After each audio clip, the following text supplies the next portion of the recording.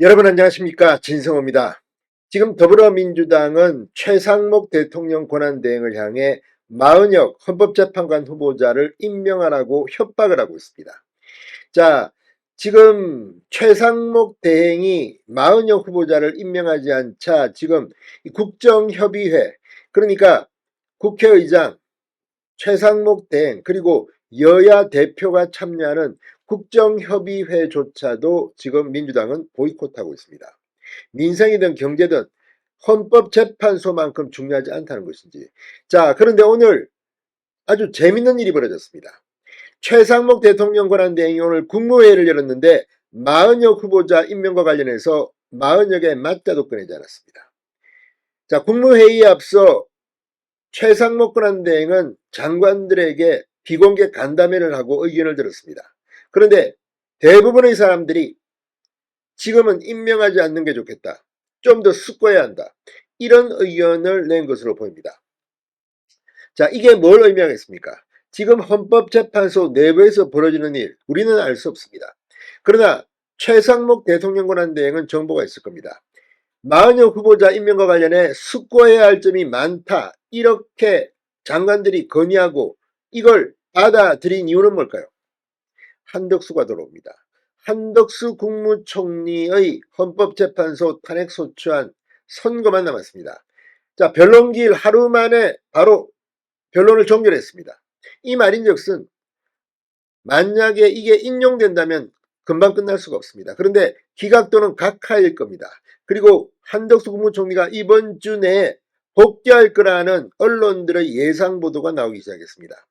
그만큼 지금 헌법재판소 내에서는 격론이 벌어지고 있는 것으로 보입니다. 지금 겉으로는 민주당이 13일까지 선고를 내려라, 어떻게 해라 협박을 합니다. 그러나 지금 국민들의 여론, 언제 이렇게 헌재가 불신을 받은 적이 있습니까? 그리고 지금 국민의힘이 움직이기 시작했습니다. 탄원서를 내고 단식을 하고, 자, 이쯤 되면 헌법재판소 내부적으로도 동요할 수밖에 없습니다. 자, 헌법재판소 내에서 격론이 일면 시급한 것은 한덕수 총리의 대통령 권한대행 복귀입니다. 그 다음이 윤 대통령의 선거인데, 지금 한덕수 총리의 탄핵 기각 각하 결정문을 쓰고 있다면 윤 대통령의 탄핵 관련 선고는 그만큼 늦어질 수밖에 없습니다.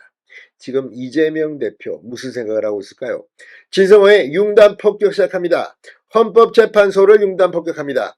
자, 오늘 비공개 국무위원 간담회에서 최상목 등 이 별도의 이 간담회에서 마은혁 후보자의 임명에 대한 국무위원들, 장관들의 의견을 수렴했습니다.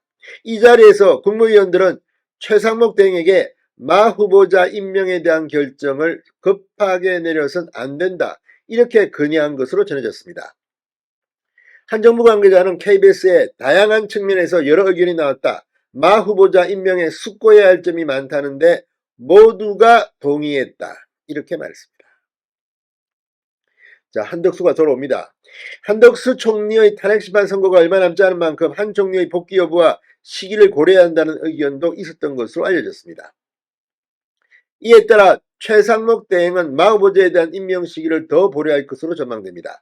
자, 이런 가운데 이 동아일보가 헌법재판소 내부 기류를 전했습니다. 이게 뭐냐면 이 한덕수 총리 탄핵심판 변론기를 지난달 마무리한 가운데 선고 일자 곧 이번 주 내에도 할 수 있다는 겁니다.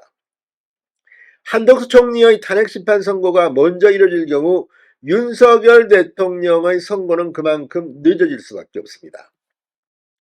헌법재판소는 지난달 12일 최재해 감사원장을 시작으로 19일 날 한덕수 국무총리, 24일 이창수 서울중앙지검장 등 검사 3인, 그리고 25일 윤 대통령 순으로 탄핵심판 변론기를 마무리했습니다. 법조계에서는 한덕수 총리 사건의 경우 사안의 중대성, 절차가 끝난 시점 등을 고려해 헌법재판소가 윤 대통령보다 먼저 선고기일을 잡을 수 있다는 관측이 나오고 있습니다.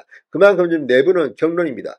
마치 헌재가 졸속 심판을 해서 뭐에 쫓기듯이 한덕수가 뭐고 관계없다, 윤석열만 잡아라, 이렇게 되면 정말 4.19 혁명이 일어날지도 모릅니다. 지금 이런 예상을 하는 사람들이 많습니다. 이번 주 내에 한덕수 총리의 탄핵 선고 일자가 잡힐 수 있다는 예측이 그래서 힘을 싣고 있습니다. 법조계 관계자는 동아일보에 첫 변론기일을 여는 동시에 변론이 종결되는 등 사안이 비교적 간명한 측면도 있다.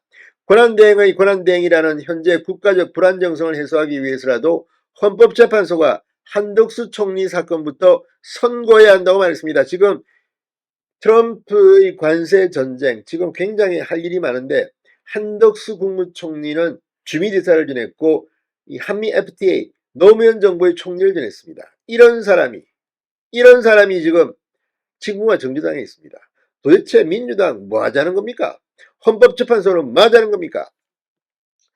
자, 민주당 등 야권은 한 총리가 이 12.3 비상계엄에 동조하고 헌법재판관 임명을 거부했다는 이유로 한덕수 총리를 탄핵 소추했는데 그때도 의결 정족수가 200명이냐 151명이냐 이거 논란이 있었습니다. 국민의힘은 대통령 권한 대행인 점을 고려해 대통령 탄핵 정족수를 적용해야 한다며 우원식 국회의장을 상대로 헌법재판소에 권한쟁의 심판을 청구한 상태입니다. 헌법재판소는 두 사건 모두 지난달 19일 변론을 종결했습니다. 선고만 남은 겁니다. 자, 지금 국민들은 헌법재판소 내부를 알 수가 없습니다. 그럼에도 불구하고 지금 경론이 일고 있다는 그런 예측 보도들이 잇따르고 있습니다. 자, 윤 대통령의 탄핵 선고가 3월을 넘길 수도 있다. 그리고 4월 18일이 문영배 이미선 재판과의 회의일입니다. 민주당은 지금 쫄고 있을지도 모르겠습니다. 진성호의 융단 폭격이었습니다. 여러분 감사합니다.